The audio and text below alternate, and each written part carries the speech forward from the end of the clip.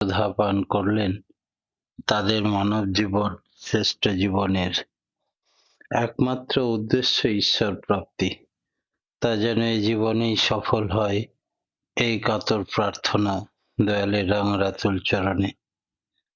শ্রী শ্রী ঠাকুর আমাদের এবার সব বিষয় সম্বন্ধে জ্ঞান দিতে এলেন, ব্রহ্মজ্ঞান নিয়ে এলেন।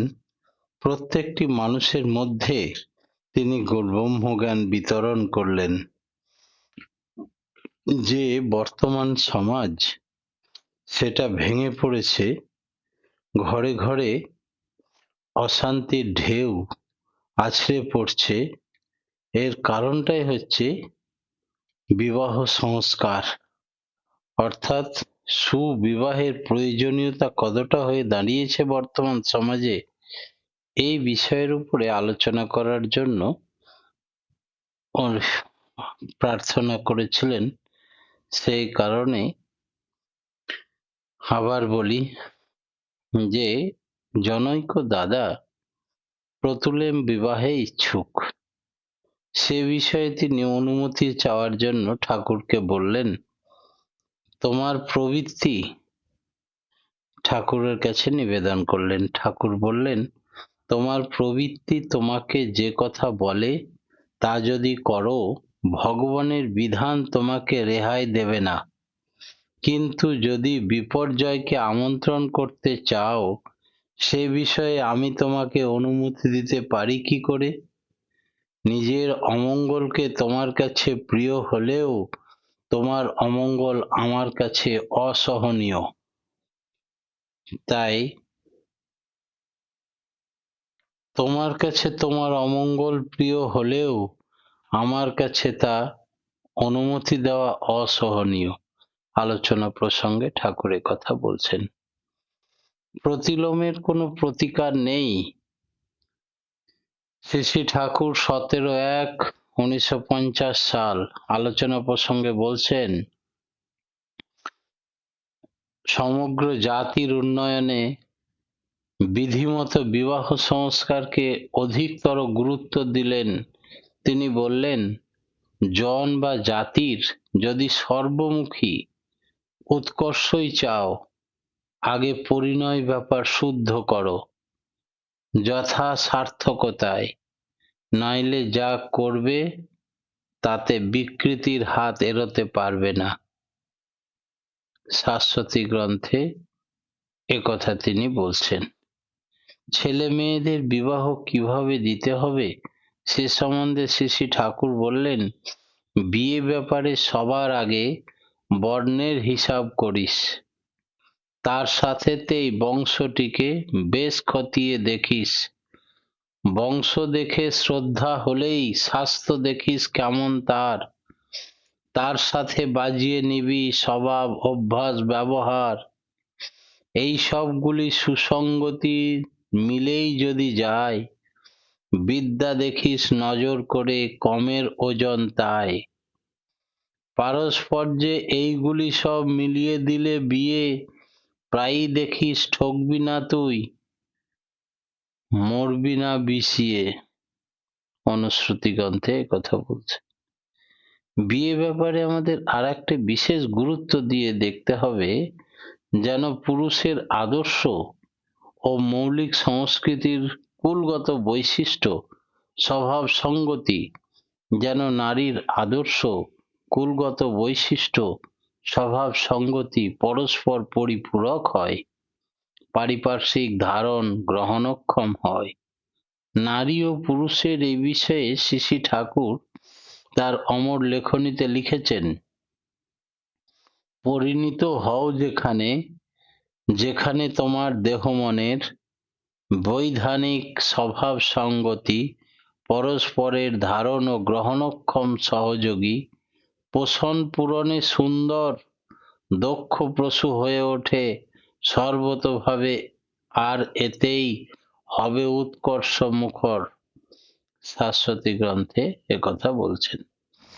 এই প্রসঙ্গে তিনি আরো বলছেন, মেয়ের কৌলিক সংস্কৃতি এবং প্রকৃতি যদি পুরুষের কৌলিক সংস্কৃতি ও ব্যক্তিগত প্রকৃতি সশ্রদ্ধ পরিপোষণই হয়।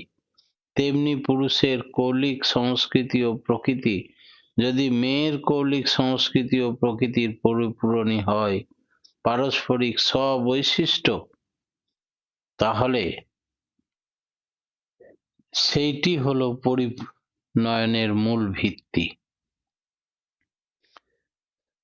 এই বিষয়ে আমার মনে হয় সৎসঙ্গী ছেলে মেয়েদের বিয়ে সৎসঙ্গীদের মধ্যে দেওয়াই ভালো। কারণ যেখানে নারী ও পুরুষের আদর্শ এবং কুল সংস্কৃতি পরস্পর পরিপূরক, উভয়ই আদর্শকে পরিপূরণে উদ্যম হতে পারবে। শ্রী শ্রী ঠাকুর আরো বললেন, যে তোমাকে বহন করিবে, তোমার সর্বতোভাবে বহন করা মানে হচ্ছে তোমার পূর্বপুরুষ হতে তোমার ধাতু ও বৈশিষ্ট্যকে নিয়ে তুমি পর্যন্ত যা কিছু সহ্য করে বৃদ্ধি ও উন্নয়নে ন্যস্ত করা। আর ইহা যদি না হইল, বিবাহ সার্থক কি করিয়া হইল? চলার সাথী গ্রন্থে ঠাকুরের কথা বলছে। মেয়েদের শিক্ষা সম্বন্ধে ঠাকুর বলছেন, বিয়ের আগে প্রত্যেক মেয়েদেরই সংসার চালার ক্ষেত্রে সুশিক্ষিত হতে হবে। ভবিষ্যৎ জীবনে আদর্শ নাগরিক রূপে আদর্শ গৃহিণী ও সুসন্তানের মা হওয়ার জন্য প্রতিটি মেয়েকে যোগ্য করে তুলতে হবে। শৈশবে গৃহস্থালির শিক্ষা ঠিকমতো দিয়ে তাদেরকে সৎ এবং অসৎ বিবেচনা করার শক্তি জাগিয়ে দিলে ভবিষ্যতে ঘাত প্রতিঘাতের পূর্ণ সংসারে তাদের চলতে অসুবিধা হবে না। সেই জন্য লেখাপড়ার পাশাপাশি সদাচারী দক্ষ গৃহিণীর সাথে কাজকর্ম করে শিখে নেওয়া দরকার। পিতামাতা গুরুজনদের সেবা যত্ন স্বস্তি বিধানের জন্য সতর্ক এবং সন্ধিৎসু দৃষ্টি রাখতে হবে। সে শৈশবে পিতামাতাকে সেবা যত্ন করে অভ্যস্ত হলে পরে শ্বশুর বাড়িতে গিয়ে স্বামী শ্বশুর শাশুড়িদের সেবা যত্ন করতে অসুবিধা হবে না। কথায় আছে, বাপ সোহাগী মেয়েরা সুখী হয়। পিতার সঙ্গে আলাপ আলোচনা করা, পিতার সুবিধা অসুবিধার দিকে লক্ষ্য রেখে চলা দরকার। এই প্রসঙ্গে শ্রী শ্রী ঠাকুর বললেন, কুমারী মেয়েদের পিতার অনুরক্তি থাকা, তার সেবা সাহচর্য করা, তার সহিত আলাপ আলোচনা করা উন্নতির প্রথম ও পুষ্টির সোপান। নারীর নীতিতে একথা শ্রী শ্রী ঠাকুর বলছেন। মেয়েদের বিয়ের আগে সাংসারিক কাজকর্ম এবং স্বামী নির্বাচন সম্পর্কে শিক্ষিতা করে তোলা। এই প্রসঙ্গে ঠাকুর শিক্ষা বিধায়না গ্রন্থে বলেছেন, সুকেন্দ্রিক হতে হয় কেমন করে, কাকে মুখ্য করে চলা লাগে, কৌলিক আচারগুলি পালন করতে হয় কেমন ভাবে, প্রতিকূলকে বিনায়িত করতে হয় কি রকমে, পরস্পরের মধ্যে সঙ্গতি বজায় রেখে চলতে হয় কোন ধরনে, রন্ধন ও পরিবেশন, স্বাস্থ্য সদাচার, পীড়িতে শুশ্রূষা, আহার বিহার, আমোদ উৎসব, বিপদ আপদ, অভাব অনটন ইত্যাদির বিষয়ে করণীয় কি, কোথায় কখন কার সঙ্গে কিভাবে কথা বলতে হবে, ব্যবহার করতে হবে, অনুচর্যা করতে হবে, সম্ভ্রমাত্মক দূরত্ব বজায় রেখে ইত্যাদি শিক্ষা দিতে হবে। মেয়েদের ভালো করে শিখতে হয় যে কেমন করে সুখের সংসার রচনা করতে হয়। না বলতেই যাতে তারা সব হাবভাব ঠিক মতো সেবা করতে পারে, শরীরের প্রয়োজন বুঝে কোন অবস্থায় কোন খাদ্য দরকার তা ভালোভাবে জানা দরকার। কোন গাছগাছালির কি গুণাগুণ, খাদ্যদ্রব্যের কি গুণাগুণ তাও ভালো করে জেনে নেওয়া দরকার। প্রত্যেক পরিবারের কিছু শিল্প কুটিরের ব্যবস্থার কথা ঠাকুর বলছেন, যাতে মেয়েরা অবসর সময়ে বাঁচিয়ে কিছু রোজগার করতে পারে। শাকসবজি যেন ঘরেই পাওয়া যায়, অল্পের মধ্যে দিয়ে কিভাবে সংসার খরচ সামলাতে হয় তাও শেখানো যাবে। কোন জিনিসে অথচ নষ্ট না করে ভবিষ্যতে ব্যবহার উপযোগী করে গুছিয়ে রাখা যায়, সকলের সাথে প্রীতিপূর্ণ ব্যবহার, যাতে সংসার যাতে সকলের সাথে মিলমিশ ও ভালোবাসা থাকে, নিরামিষ এবং মিলমিশ ও ভালোবাসা থাকে এবং তাও মেয়েদের কুমারী বয়স থেকেই শেখাতে হয়। শ্রী শ্রী ঠাকুর বলছেন, মেয়েদের বৈশিষ্ট্যের উপর দাঁড়িয়েই তাদের শিক্ষার ব্যবস্থা করতে হয়। তাদের উৎকর্ষ ও পোষণের জন্য শিক্ষার ব্যবস্থা করা দরকার। শিক্ষা নারী ও পুরুষের সমানভাবেই করা উচিত। যদি শিক্ষা এমনতর হয় যাতে নারীদের বৈশিষ্ট্য ক্ষুণ্ণ করে, তবে তা অবশ্যই পরিত্যাজ্য, কারণ ইহাতে অস্বাভাবিকতা আসে। আর এই অস্বাভাবিকতা দেখে উচ্ছৃঙ্খলতা আসে, আর তা থেকে জাতীয় সমাজের স্বাস্থ্য ও শিক্ষা বিষাক্ত হয়ে ওঠে। নারীর পথে গ্রন্থে ঠাকুর কথা বলছেন, পুরুষের যেমন নারীর জালে লোকে তার নিন্দা করে, তেমনি নারী ও পুরুষ সাজলে নিন্দা তো হয়ই, বরং তার বৈশিষ্ট্যকে অবজ্ঞা করা হয়। হাউজারম্যানদার মা শ্রী শ্রী ঠাকুরকে জানতে চেয়েছিলেন, মেয়েদের সর্বোত্তম শিক্ষা কি? উত্তরে শ্রী শ্রী ঠাকুর বলেছিলেন, তাদের শিক্ষা দিতে হবে ভক্তি ও সেবামূলক। তারা হাতে কলমে এইসব কাজ শিখবে এবং করবে, যাতে পরিবার, পরিজন, পরিবেশকে পোষণ দিতে পারে। সেই কাজকে ভিত্তি করে তার পরিপোষণী শিক্ষা যত দিক দিয়ে যত বেশি দেওয়া যায় ততই ভালো। তাই ভক্তি ও সেবামূলক শিক্ষা হচ্ছে মেয়েদের আসল শিক্ষা।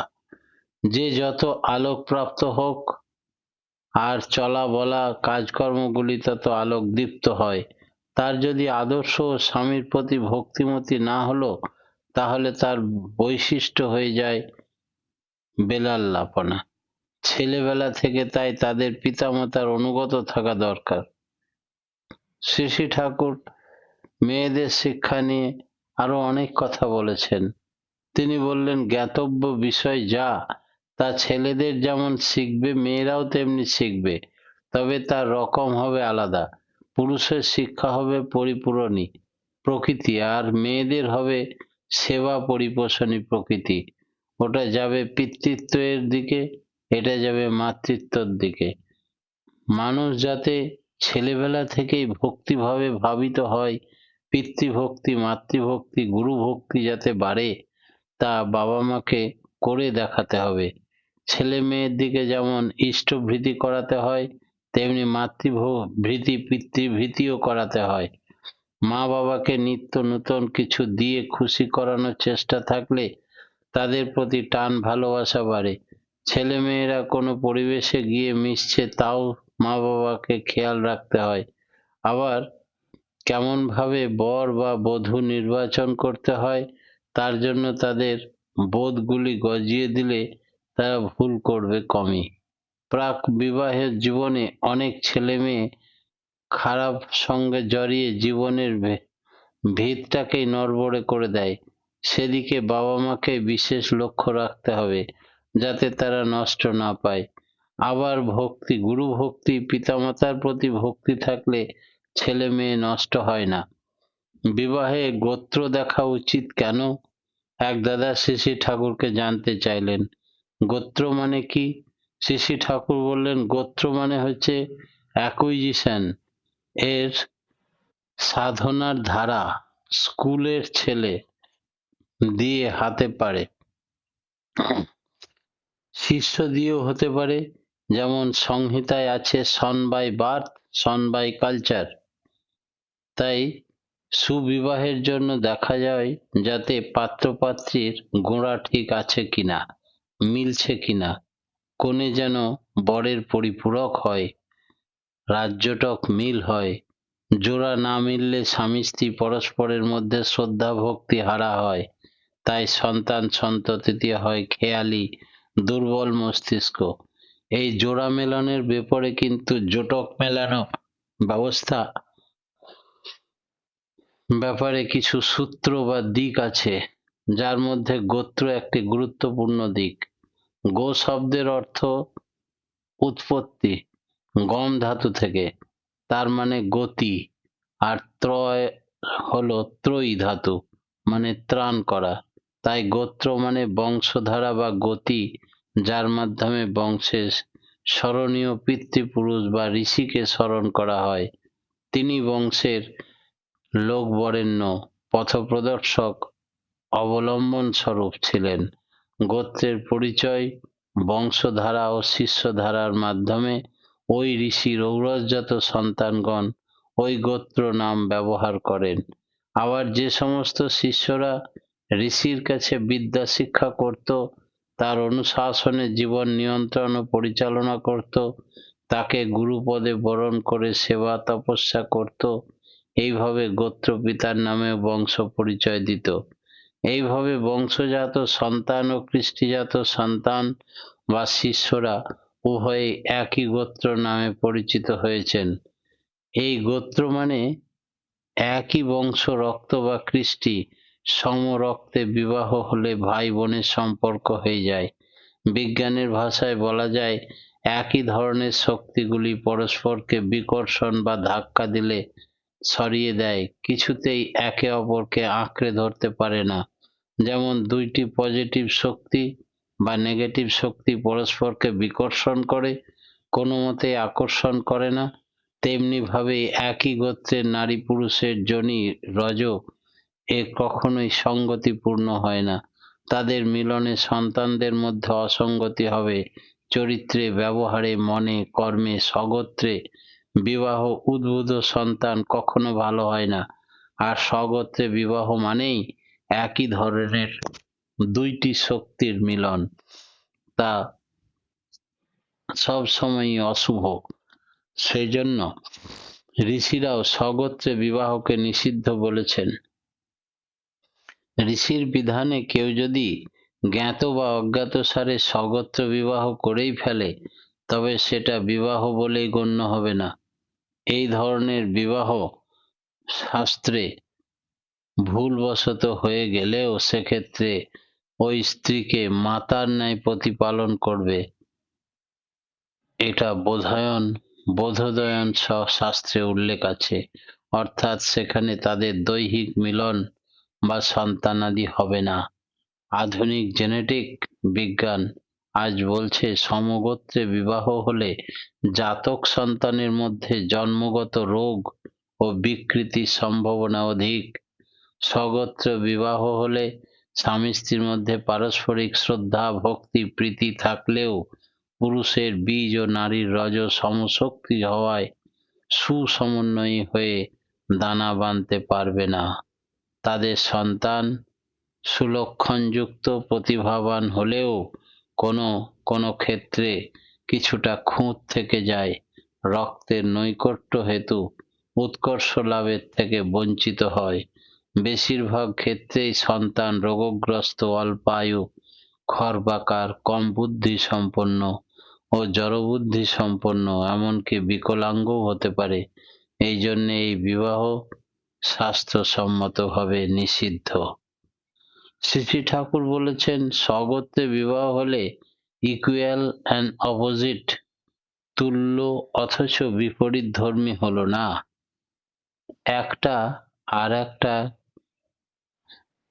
সারভাইভার হয় না, ধারণ করতে অসমর্থ হয়। বিবাহ মিলনে একজন আর একজনের অন্তর্নিহিত শক্তির ধারক ও পোষক হয়। স্বগোত্রে বিবাহ করলে প্রায়ই বিকলাঙ্গ সন্তান হয়। তাই ব্লাডের ডিস্টেন্স, দূরত্ব বেশি থাকলে মিলন মোর পারফেক্ট, তবে দূরত্ব অত্যন্ত বেশি হলে আবার আলাদা জাতির মতো হয়, সেও ভালো না। নারীর পথে এ কথা ঠাকুর বলছেন। আবার হর্সফোল্ড বলছেন, শোণিত সম্পর্ক রক্তের মধ্যে বিবাহ হলে পারিবারিক যে দুর্বলতা আছে তারই বৃদ্ধি হবার সম্ভাবনা। শ্রী ঠাকুর আবার বলেন, স্বগোত্রে বিবাহ হলে সন্তানদের মধ্যে যেমন সদ্গুণ বাড়ে, তেমনি অবগুণও বাড়ে। শুনেছি একটা কিছুটা সে খাটো হয়। মস্তিষ্ক, শরীর এবং ব্যক্তিত্বের দিক দিয়ে ওদের সবকিছুই খর্বাকৃতি হয়। চেহারা, গুণ, শক্তি সবকিছুই। আর অবগুণগুলিও বাড়তে থাকে।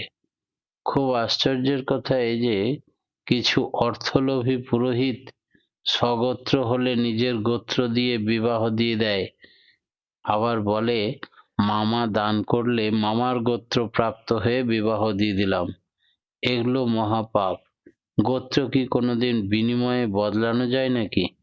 রক্তের গুণ, ব্লাডের গুণ, জিন ফ্যাক্টর পয়সার বিনিময়ে চেঞ্জ হয়?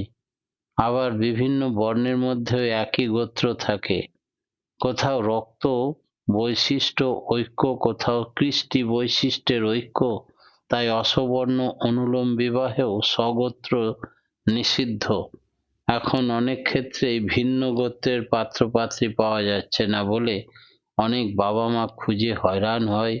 লাস্টে দাদা ভিন গোত্রের পাচ্ছি না বলেই বাধ্য হয়ে স্বগোত্রে বিয়ে দিচ্ছি, এইসব নিবেদন করতে আসে ঠাকুর বাড়িতে। এখানে একটা কথা পরিষ্কার যে তারা ঠিক মতো ধৈর্য নিয়ে খুঁজছে না, ঋষির নীতিতে অবিচল থাকছে না।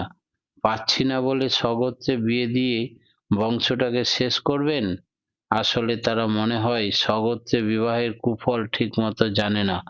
অনেকে আবার ছেলে মেয়ের বিয়ে দূরে দিতে চান না, তাই হয়তো পান না, খুঁজে হয়তো অন্য জেলাতে মিলতে পারে। এই প্রসঙ্গে শ্রী শ্রী ঠাকুর বলছিলেন, একান্ত না পাওয়া গেলে সেখানে পাত্রের বংশ ও পাত্রীর বংশের মধ্যে সাত পুরুষের মধ্যে কোনো বৈবাহিক সম্পর্ক না থাকলে সেখানে বিয়ে দেওয়া চলতে পারে।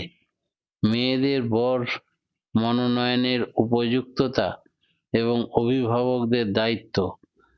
রামায়ণ মহাভারতে আমরা দেখতে পাই মেয়েদের বিয়ের উপযুক্ত হলে রাজরাজারা স্বয়ংবরের সভা ডাকতেন এবং ডেকে কন্যাদের পাত্র নির্বাচনের সুযোগ সৃষ্টি করতেন। তাদের সেই মতো শিক্ষা দেওয়া হতো যাতে তারা শ্রেষ্ঠকেই প্রতিরূপে বরণ করতে পারে এবং যাকে শ্রেষ্ঠ মনে করত তার গলায় সে মালা পরিয়ে দিত। এবং শালঙ্কারা সুবেশী রাজকন্যা স্বয়ংবর সভায় উপস্থিত পাত্রদের মধ্যে থেকে তাদের সুযোগ্য বর নির্বাচন করত। সেখানে কন্যারা বর মনোনয়নের ক্ষেত্রে পাত্রের বর্ণ, বংশ, যোগ্যতা, বীরত্ব, সুদক্ষ, সাহসিকতা, গুণবান, রূপবান প্রভৃতি গুণের বিচার করে তাদের পছন্দ মতো শ্রেষ্ঠের গলায় মাল্যদান করত। শ্রী শ্রী ঠাকুর এই প্রসঙ্গে বললেন, সৎ স্বভাবে পূরণ পাগল, সেই তো তোরে তোর বর, তেমনতর হলেই তবে তারেই বরণ কর।